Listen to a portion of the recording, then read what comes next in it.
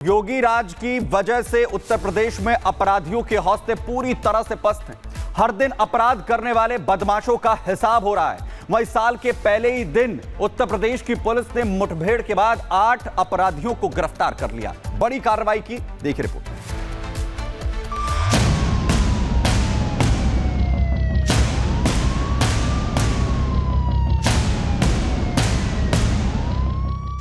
बीते सालों में योगी फोर्स के सामने अपराधी हो या फिर बदमाश, माफिया हो या फिर आतंकी, हर कोई बेदम नजर आया। यूपी में योगी राज में कुछ इसी अंदाज में अपराधियों के लिए नए साल की शुरुआत भी हुई है, जिसकी 4 तस्वीरें आपके स्क्रीन पर हैं। गाजियाबाद, ग्रेटर नोएडा, मेरठ और फिरोजाबाद में एनकाउंटर। साफ है वो एक्शन प्लान जिस पर योगी की पुलिस 7 सालों से काम कर रही है। वो ऑपरेशन लंगड़ा 2025 में भी जारी रहेगा। गाजियाबाद अपराधियों के लिए नए साल का आगमन मुठभेड़ के साथ हुआ।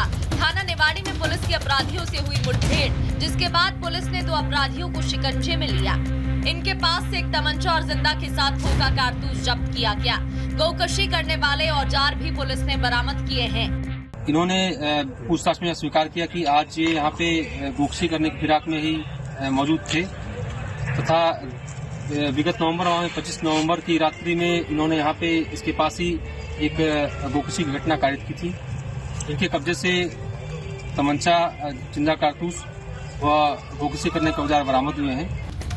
यूपी में जीरो टॉलरेंस नीति के तहत अपराध और अपराधियों पर लगातार लगाम लगाया जा रहा है। नए साल के मौके पर योगी की पुलिस कुछ इसी अंदाज में नजर आई। ग्रेटर नोएडा में 3 बदमाशों से पुलिस की मुठभेड़ हुई। तीनों बदमाशों के पैर में गोली लगी।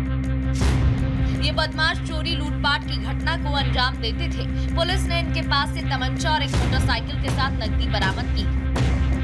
थाना फेज 1 की पुलिस गोल चक्कर के पास चेकिंग कर रही थी, जहां पर एक मोटरसाइकिल पर 2 संदिग्ध लड़के आते हुए दिखाई दिए थे।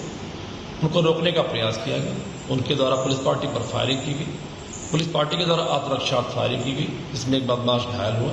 पूछताछ से ज्ञात हुआ कि एक शातिर अपराधी है। इसके ऊपर पूर्व से आधा दर्जन से ऊपर मुकदमे पंजीकृत है। नए साल पर मेरठ के इन अपराधियों से भी मिलिए। थाना सरधना पुलिस के साथ मुठभेड़ में इनके पैर में गोली लगी। इन पर आरोप हत्या का है। इनके पास से तमंचे और कारतूस जब्त किए गए। मृतक का मोबाइल फोन भी पुलिस ने जब्त किया। 4 दिन पूर्व हुई एक हत्याकांड में शामिल 2 अभियुक्तों को आज पुलिस ने गिरफ्तार किया। हत्या में प्रयुक्त तमंचा और मोबाइल की बरामदगी हेतु इन्हें ले जाया गया, तो वहां पर इन्होंने पुलिस पार्टी पर फायर किया। इसमें जवाबी कार्रवाई में दोनों अभियुक्तों को गोली लगने से पुलिस कार्रवाई में वो घायल हुए हैं। मुठभेड़ के बाद एक शातिर अपराधी को फिरोजाबाद पुलिस ने शिकंजे में लिया। थाना रामगढ़ पुलिस ने शातिर अभियुक्त फैजान को गिरफ्तार किया। पुलिस ने इसके पास से एक तमंचा, जिंदा कारतूस के साथ एक मोटरसाइकिल बरामद की। ये थाना रामगढ़ क्षेत्र से वांछित था। आज रामगढ़ थाना पुलिस गश्त पे निकली हुई थी और ये बाइक से जा रहा था। इसका रोकने का इशारा किया गया।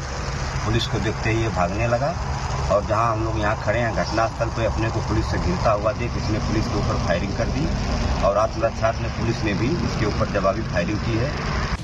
योगी की सेना का संदेश उन बदमाशों के लिए है जो अपने मन में वारदात करने का मंसूबा पाले हुए हैं। इस एक्शन के साथ योगी फोर्स ने ये भी साफ कर दिया है कि साल 2025 में जीरो टॉलरेंस नीति जारी रहेगी। उसके बीच में अगर कोई आएगा तो उसका कानून के हाथों से बचना मुश्किल ही नहीं, नामुमकिन होगा। Bureau report, Republic Bharat.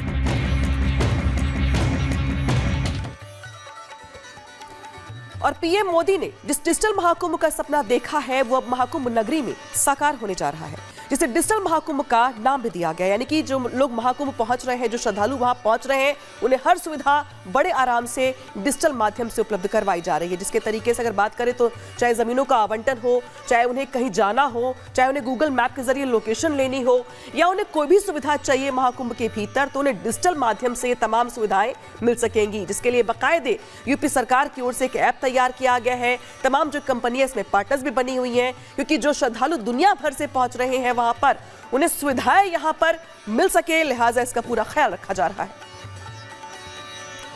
और अब शुरुआत करेंगे इन 4 तस्वीरों के माध्यम से, जहां पहली बार महाकुंभ मेला बसाने का काम डिजिटल तरीके से किया जा रहा है। अद्भुत संत और उनकी अनोखी प्रतिज्ञा को दिखाएंगे, साथ ही अग्निकांड के लिए जो सुरक्षा कवच तैयार किया गया है उसके बारे में भी बताएंगे और अस्थायी स्टील ब्रिज और उसकी खासियत के बारे में भी आपको पूरी जानकारी देंगे।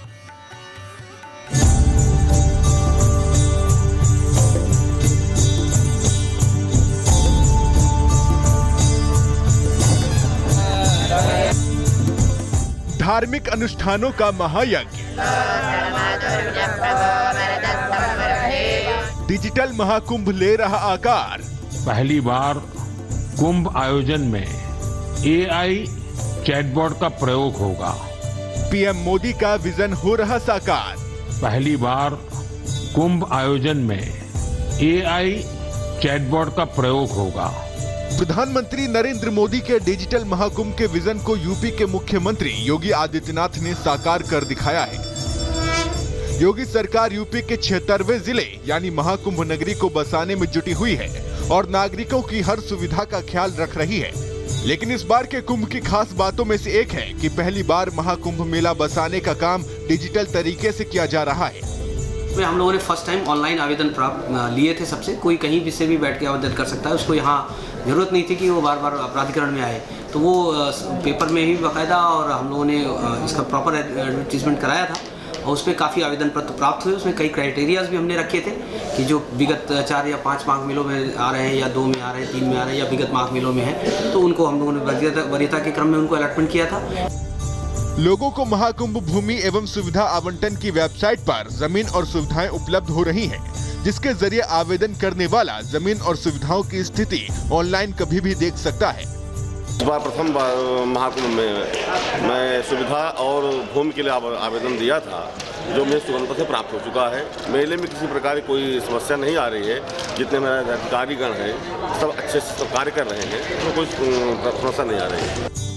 ड्रोन सर्वेक्षण की मदद से भूमि की जमीन की टोपोग्राफी और भूभाग का सटीक नक्शा तैयार किया गया है। सभी सुविधाओं का डिजिटलाइजेशन और ऑनलाइन ट्रैकिंग व्यवस्था से साधु संतों और संस्थाओं के लिए काम आसान और तेज हुआ है।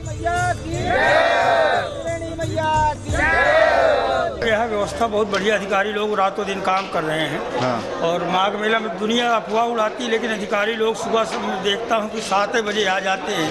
और अभी देखिए इस समय 10 बज रहा है, अभी सारे अधिकारी बैठे हुए हैं मेला में और सब काम हो रहा है। बहुत जनता इधर उधर करती है, लेकिन अधिकारी देखिए वहाँ सब लाइन लगे हुए हैं। अधिकारी 11 बजे रात तक काम कर रहे हैं।